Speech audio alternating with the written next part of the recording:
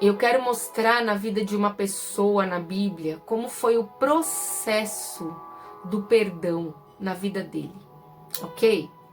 Quem seria essa pessoa? José. José é uma pessoa incrível, uma história incrível, uma vitória incrível, mas ele passou um processo de perdão bem especial. A história de José, a gente sabe, começa em Gênesis 37. Eu vou contar ela rapidamente para aqueles que não têm muita familiaridade com a história de José. Ele tinha 11 irmãos de outras mães. Ele era o filho da mulher mais amada. Dentre as 4 que Jacó tinha, Raquel era a mulher amada, era a mulher que ele escolheu. E ele era o único filho dela até esse momento. Depois nasceu outro, Benjamim, bem depois. E José era então um menino que tinha paternidade com Deus e tinha paternidade com seu pai. Porque não dá para ter uma coisa sem ter a outra.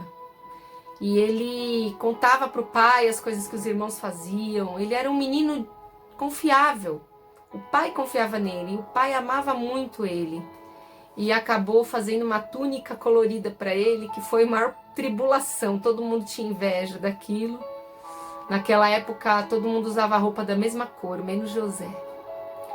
E para piorar, ele teve alguns sonhos onde toda a sua família se prostrava diante dele. Então havia uma inveja muito grande contra José. Eu conheço pessoas que acham que José era dedo duro e tal. E eu não acho, não é a minha leitura sobre José. Para mim ele era um menino bom, que tinha paternidade. Eu quero destacar que ele era o filho da mulher amada. E isso faz muita diferença. Porque ele foi desejado demais. Ele recebeu muito amor desde o ventre. E isso faz toda a diferença. E José cresce então no ambiente ameaçador, né, com irmãos que tinham inveja dele, mas um pai que o amava demais. E os irmãos aproveitaram uma situação e tentaram matá-lo. Mas houve lá um intercessor, falou: não mata não. Vamos fazer assim, vamos vender ele para esses ismaelitas aí e a gente finge que ele morreu. E aí pegaram a túnica colorida, puseram sangue de animal e chegaram em casa contando essa história para o pai. E o pai ficou praticamente vivendo um luto, porque ele amava muito aquele filho. Enquanto isso, José, vendido, ele vai trabalhar na casa de Potifar. Ali ele sofre assédio sexual, mas ele não cede, vai embora, é preso, ainda leva a culpa. E José é usado para revelar alguns sonhos do padeiro e do copeiro. E a revelação dele realmente confere. Um deles é restaurado. E 2 anos após ele ter sido restaurado como copeiro do faraó, o faraó tem um sonho e ninguém consegue revelar nem ajudar. E aí esse copeiro se lembra que na prisão um homem hebreu o ajudou. Então eles chamam José e aí começa o levantar da história de José. José revela o sonho de Faraó. Faraó entende que ele tem o espírito dos deuses, né? Porque ele não reconhecia a Deus como Senhor. Eles eram politeístas e naquela cultura. E aí ele faz de José governador do Egito. Ou seja, abaixo de Faraó era José. E aí, amados, José então está no auge. Ele que esteve na cova, agora está no auge. Vamos ler então, a partir de Gênesis 42, 41, 50. O que começa a acontecer na vida de José? Em Gênesis 41, 50, acontece uma coisa linda. José vai ser pai, olha que lindo. Antes dos anos de fome, Azenate, filha de Potífera, sacerdote de On, deu a José 2 filhos. Ao primeiro, José deu o nome de Manassés, dizendo: Deus me fez esquecer todo o meu sofrimento e toda a casa de meu pai. Ao segundo filho, chamou Efraim, dizendo: Deus me fez prosperar na terra onde tenho sofrido. Eu vou dizer a vocês a leitura que eu tenho desses versículos. José tinha uma grande dor dentro dele, do porquê os irmãos foram tão ruins para ele. Quando uma grande dor fica guardada em nós muito tempo e a gente não acessa, Deus precisa permitir uma situação para que essa dor venha para fora. E desde já eu quero profetizar que Deus vai permitir a dor que está no seu coração vir para fora,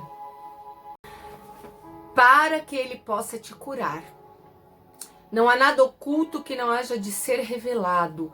Uma dor presa no coração não pode ser curada. Nós já estudamos isso nos primeiros vídeos da série.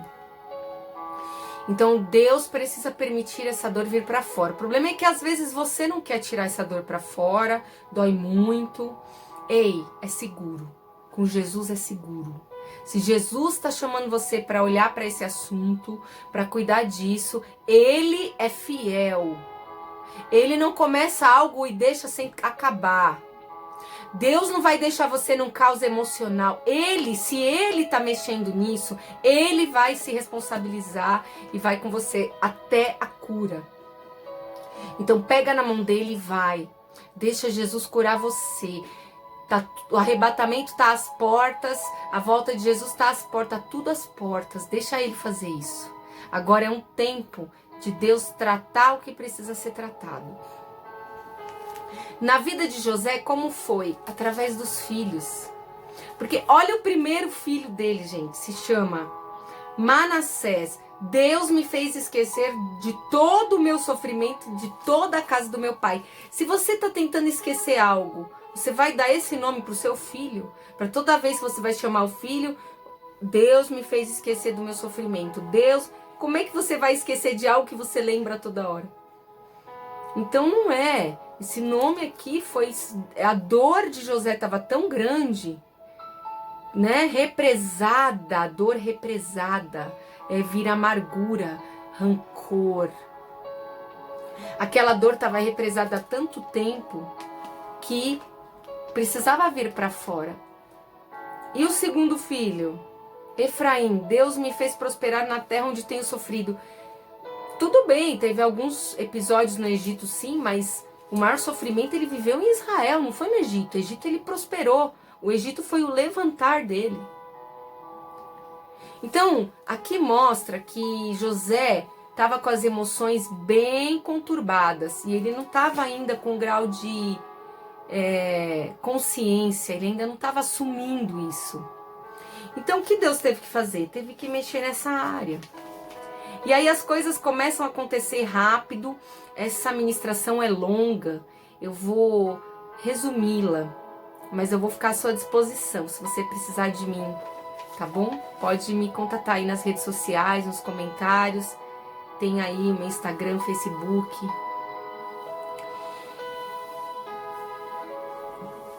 Veja bem, José estava vivendo o auge de Deus, a promessa, mas ele ainda não estava curado.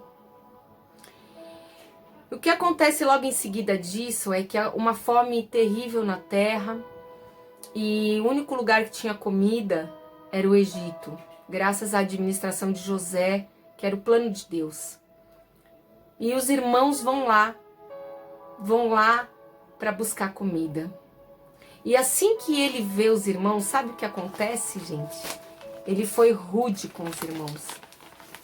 Se você passa 10 anos sem ver alguém, uma pessoa da sua família, quando você encontra, você vai fazer o quê? Você vai dar um abraço. José não. Ele não se deu a conhecer aos irmãos, e ele foi rude com os irmãos, ofendeu e acusou os irmãos.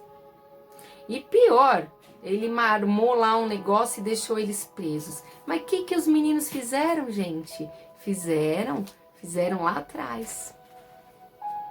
A dor estava represada no coração dele, ele estava ainda sofrendo, ele não havia perdoado. Se você olhar no versículo 24...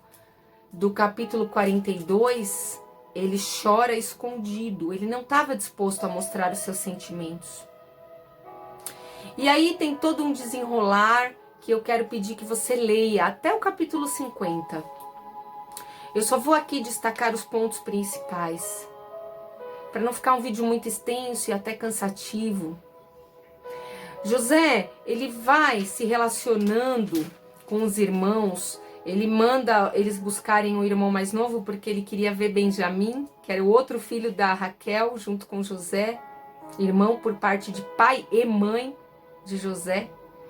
E aí eles voltam. Quando eles chegam com Benjamim, já começa a mudar a situação, ele coloca eles à mesa, dá comida para eles, para Benjamim ele dá 5 vezes mais. E aí ele conta lá uma história e ele chora de novo. No versículo 30 do capítulo 43, é o segundo choro de José. E ali, amados, é muito interessante que Deus vai tratando os irmãos e vai tratando José ao mesmo tempo. José chora de novo quando ele vê Benjamim, mas ainda ele chora escondido. José ainda não está disposto a se revelar, a revelar a sua dor. Ele arma, faz outra armação. Mas enfim, quando chega no capítulo 45, está escrito que ele não aguenta mais. Que ele manda sair todos os egípcios, fica só com os irmãos. E ele chora tão alto que todos os egípcios ouviram, até Faraó ficou sabendo. José uiva de dor. Que dor era essa? A dor de ter sido roubado.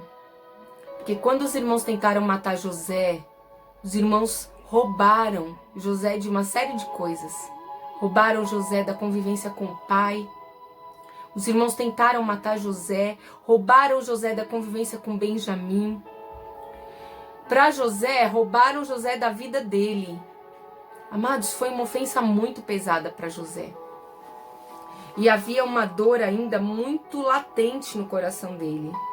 E aí depois que ele se revela aos irmãos, ele começa a cuidar dos irmãos. E ele chama toda a sua família. E toda a família com Jacó vai para lá. E aí a gente vai vendo o desenrolar da história. Cada fato, José chora. Ele tem o terceiro choro, o quarto choro, o quinto choro. Ele chora 7 vezes. O seu pai morre e quando ele morre, José chora 7 dias. Sabe quem é José? É alguém que tudo que ele queria de fato era estar com o pai. Ele amava tanto o pai. Então ele vai chorando essa dor. José tinha a compreensão de que Deus fez tudo aquilo para que houvesse a preservação da vida. Ele tem essa compreensão. A questão aqui é que o fato da gente saber que Deus fez algo, que Deus está por trás disso, não muda a questão de que muitas vezes existe dor no nosso coração acerca daquilo. É essa dor que tem que ser posta para fora. É essa dor que tem que ser liberada, porque essa dor, deixa eu explicar uma coisa para você. Sabe quando há uma ferida? E aí você não limpa a ferida e ela começa a criar uma casca. Essa casca não é a cura, essa casca são bactérias. E uma ferida emocional também traz bactérias, só que não são físicas, são espirituais, demônios. Então, quando você guarda uma dor, quando você não perdoa de fato, você está sujeito aos atormentadores, você está sujeito a demônios. José, no capítulo 50, ele tem uma clareza de entendimento, porque é quando o perdão de fato acontece. No capítulo 50, ele libera um perdão real. Ele expressa, vocês intentaram mal contra mim. Ele não põe panos quentes no problema. Já tinha resolvido, a dor já tinha saído toda do seu coração. Ele chorou 7 vezes. Aí sim, ele vai falar com os irmãos e aí ele tem a oportunidade e diz: vocês intentaram mal contra mim, mas Deus transformou em bem. Para a preservação da vida que ele me trouxe para cá. José tem clareza no entendimento e o coração tá limpo. Aí sim é perdão, gente. Isso é perdão. Perdão é quando você faz a lição toda. Amados, eu sempre digo nas aulas na rede de missões assim: se uma pessoa jogar um saco de lixo, de estrume, no seu quintal, quem vai ter que limpar? Você. Não é a outra pessoa, ninguém vai vir limpar a sua casa. Assim é a nossa alma.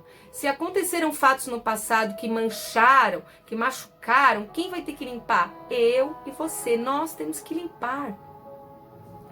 José entende o propósito, José está vivendo o propósito de Deus, mas teve um processo, e nesse processo houve machucaduras, houve frustrações, houveram perdas, e José precisa perdoar e liberar essa dor, porque senão ele não vive em plenitude o cumprimento da promessa, ele vive, mas não desfruta da alegria. Os próprios filhos dele levaram o nome que lembrava ele do passado, das ofensas que foram feitas contra ele. Então, às vezes, Deus nos dá uma grande bênção, mas a gente ainda está com o pano de fundo do passado, cheio de amargura, e não consegue desfrutar da bênção. Casamentos, pessoas que são de Deus, foi Deus que uniu, não é para separar, mas elas não conseguem desfrutar do matrimônio por causa das ofensas do passado. Tem que limpar, meus amados, tem que limpar o coração, tem que haver perdão, tem que limpar, tem que perdoar na mente e tem que perdoar no coração. Eu vou ler o finalzinho só para vocês verem. Gênesis 50:15 diz assim: vendo os irmãos de José que o pai havia morrido, disseram: e se José tiver rancor contra nós e resolver retribuir todo o mal que lhe causamos? Então mandaram um recado a José dizendo: antes de morrer, teu pai nos ordenou que te disséssemos o seguinte: peço-lhe que perdoe os erros e pecados de seus irmãos que o trataram com tanta maldade. Agora, pois, perdoa os pecados dos servos do Deus do teu pai. Quando recebeu o recado, José chorou. Aqui, os irmãos ainda não têm coragem de eles pedirem perdão a José. Eles usam a figura do pai, eles usam a figura do Deus do pai deles. Ainda fala o Deus do pai, não o nosso Deus. E olha só, depois disso, vieram seus irmãos, prostraram-se diante dele e disseram: aqui estamos, somos teus escravos. José, porém, lhes disse: não tenham medo, estaria eu no lugar de Deus? Vocês planejaram o mal contra mim, mas Deus o tornou em bem, para que hoje fosse preservada a vida de muitos. Por isso, não tenham medo, eu sustentarei vocês e seus filhos. E assim os tranquilizou e lhes falou amavelmente. Às vezes, a restituição do ofendido é o arrependimento do ofensor. Às vezes, tudo que a pessoa quer, que foi machucada, é que o outro perceba o que fez e se arrependa. Foi mais ou menos o que aconteceu aqui com José. O perdão de fato foi liberado quando ele entendeu que eles se arrependeram. Só que eu quero dizer para você que nem sempre, amados, isso vai acontecer conosco. A gente precisa perdoar as pessoas, mesmo que elas não expressem arrependimento. Sabe por quê? Porque o arrependimento dela é um processo de cura pessoal dela com Deus. Nós precisamos ter certeza e convicção da nossa cura. Então nós temos que perdoar a figura dela dentro de nós, independente, restaurar aquela relação. Fazer com que o nosso amor chegue a ela e o amor dela chegue a nós, independente se ela se arrependeu ou não. É maravilhoso quando acontece dos dois lados, né? Um perdoa, o outro se arrepende. Mas independente disso, nós precisamos trabalhar o perdão na mente, no coração e aqui, expresso pela palavra. Tá bom? É muito importante expressar o perdão. Você pode fazer de duas formas. Você pode expressar para a pessoa, ou você não precisa. Você pode, no seu quarto, em oração, falando com Deus, ou visualizando a pessoa na sua mente, expressar o perdão. Mas ele precisa ser expresso. Não vai dar para falar nesse vídeo, mas depois nós vamos falar sobre a prova do perdão. A prova do perdão é a reconciliação. E a gente vai entender um pouco sobre isso.